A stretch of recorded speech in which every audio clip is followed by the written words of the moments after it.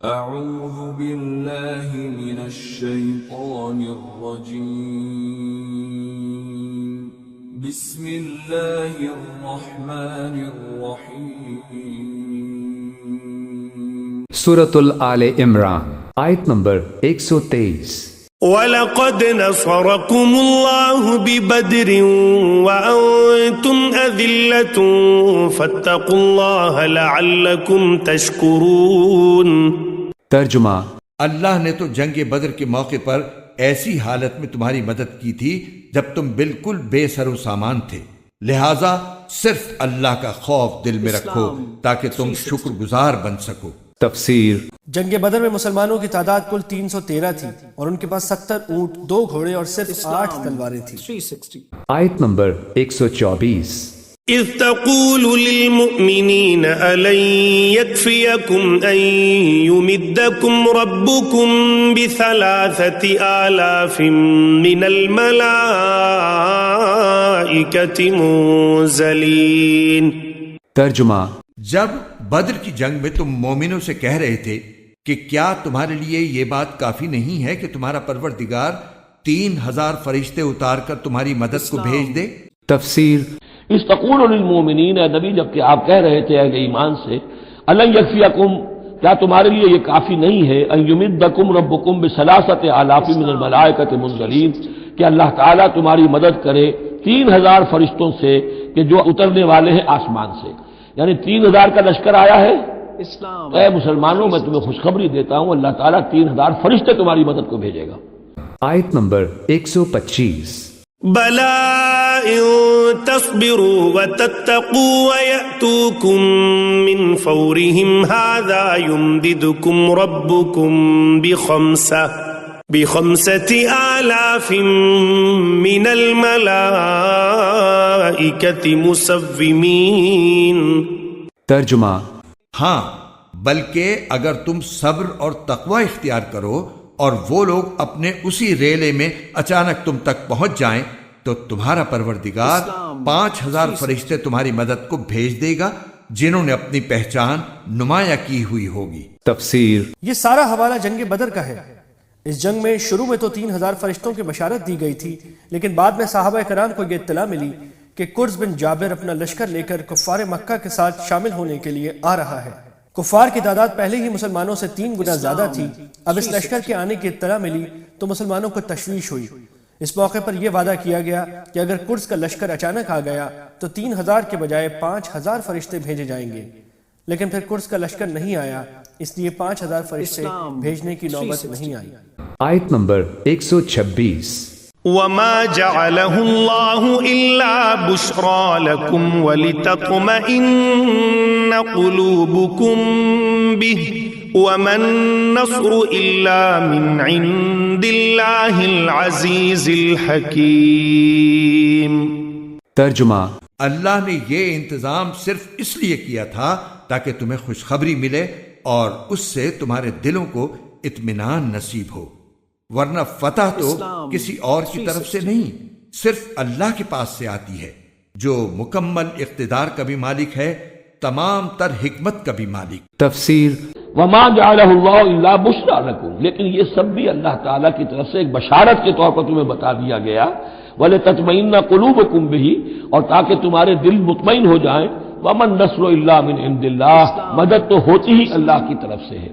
فرشتوں کا بھیجنا بھی ضروری نہیں ہے، اللہ فرشتوں کو بھیجے بغیر مدد کر سکتا ہے، کن فیکون کی شان رکھتا ہے. لیکن تمہاری طبع بشری کے حوالے سے تمہیں یہ خبر دی گئی ہے کہ اگر دشمن سامنے ہے تو تمہیں 3 نہیں 5,000، اگر وہ فوری طور پر آگے حملہ آور ہو گئے تو 5,000 تمہیں فرشتے بھیج دیں گے. آیت نمبر 127. لِيَقْطَعَ طَرَفًا مِّنَ الَّذِينَ كَفَرُوا أَوْ يَكْبِتَهُمْ فَيَنقَلِبُوا خَائِبِينَ. ترجمہ: اور جنگ بدر میں یہ مدد اللہ نے اس لیے کی تاکہ جن لوگوں نے کفر اپنایا ہے ان کا ایک حصہ کاٹ کر رکھ دے یا ان کو ایسی ذلت آمیز شکست دے کہ وہ نامراد ہو کر واپس چلے جائیں. تفسیر: لِيَقْطَعَ طَرَفًا مِّنَ الَّذِينَ كَفَرُوا، یہ اللہ تعالیٰ چاہتا ہے کہ یہ کافروں کا ایک بازو کاٹ دے، اور یکبتہم، یا ان کو ذلیل کر دے، فینقلبوا خائبین، تاکہ پھر وہ لوٹ جائیں بہت ہی خائب و خاسر ہو کر، ناکام ہو کر۔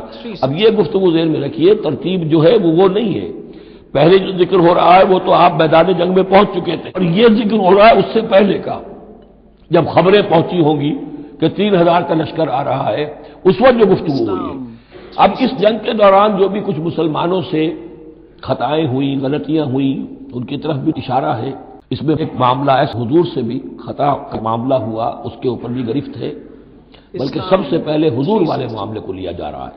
جب آپ زخمی ہو گئے شدید اور آپ پر بے ہوشی بھی طاری ہوئی، پھر جب ہوش میں آیا تو آپ کی زبان پر یہ الفاظ آ گئے، کیف یہدی اللہ قوما خضبوا وجہ نبیہم بالدم، اللہ اس قوم کو کیسے ہدایت دے گا جس نے اپنے نبی کے چہرے کو خون سے رنگ دیا، کیونکہ تلوار کا وار پڑا تھا آپ کی چیک بون پر، یہ جو ہڈی ہے چہرے کی، اور اس سے 2 آپ کے دانت بھی شہید ہو گئے تھے، اور یہ کہ فوارہ خون کا چھوٹا تھا، اور اس فوارے سے ظاہر بات ہے آپ کا پورا چہرہ لہو لہان، پورا جسم، اور خون اتنا گیا کہ آپ پر بے ہوشی طاری ہو گئی۔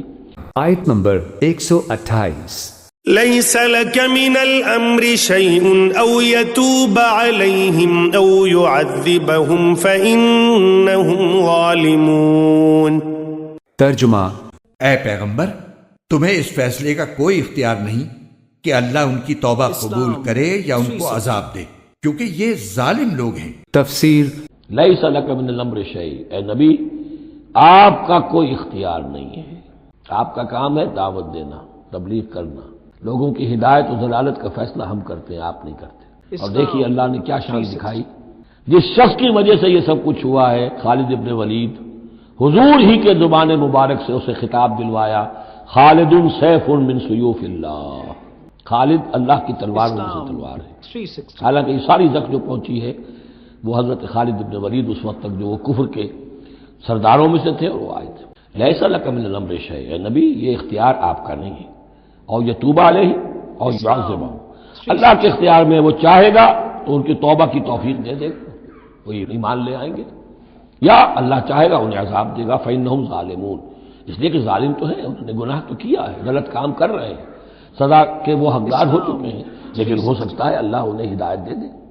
اب دیکھیے یہ وقت کی بات ہوتی ہے، چند سال پہلے طائف میں وہ دعا جو ہے آپ سے کہا گیا، فرشتہ آیا کہ اے نبی جنہوں نے آپ پر پتھراؤ کیا ہے اور آپ کی توہین و تذلیل کی ہے، یہ ملک الجبال جو ہے کہتا ہے کہ میں حاضر ہوں، مجھے اللہ نے بھیجا ہے، آپ فرمائیں تو ان دونوں پہاڑوں کو ٹکرا دوں جن کے مابین یہ وادی کے اندر یہ شہر طائف آباد ہے، تاکہ یہ سب پس جائیں، سرما ہو۔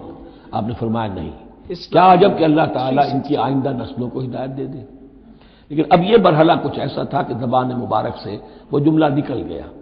یہ بھی ہو سکتا ہے کچھ چونکہ بے ہوشی سے ایک دم اٹھے ہیں تو اس وقت پوری طریقے سے آپ جو ہے اپنے پوری طرح اپنے حواس جو ہے ابھی بحال نہیں ہوئے تھے اور یہ الفاظ نکل گئے۔ بندہ بندہ ہی رہتا ہے چاہے کتنا ہی بلند ہو جائے، اور رب رب ہی ہے چاہے کتنا ہی نزول فرما لے۔ اب تو وہ وقت ہے نا، رات کا پچھلا پہر شروع ہو رہا ہے نا، اللہ تعالیٰ سمائے دنیا تک نازل ہوں گے، اور شب معراج میں حضور 7ویں آسمان پر چلے گئے۔ اللہ اس پہلے آسمان پر آ کر بھی رب ہے، اور حضور اس 7ویں آسمان پر پہنچ کر بھی بندے ہیں۔ آیت نمبر 129۔ وَلِلَّهِ مَا فِي السَّمَاوَاتِ وَمَا فِي الْأَرْضِ يَغْفِرُ لِمَن يَشَاءُ وَيُعَذِّبُ مَن يَشَاءُ وَاللَّهُ غَفُورٌ رَّحِيمٌ۔ ترجمہ، آسمانوں اور زمین میں جو کچھ ہے اللہ ہی کا ہے، وہ جس کو چاہتا ہے معاف کر دیتا ہے اور جس کو چاہتا ہے عذاب دیتا ہے، اور اللہ بہت بخشنے والا ہے، بڑا مہربان ہے۔ تفسیر، نبی صلی اللہ علیہ وسلم جب زخمی ہوئے تو آپ کے منہ سے کفار کے حق میں بد دعا نکل گئی، اور آپ نے فرمایا کہ وہ قوم کیسے فلاح پا سکتی ہے جو اپنے نبی کو زخمی کرے۔ یہ آیات اسی کے جواب میں ارشاد ہوئی ہیں۔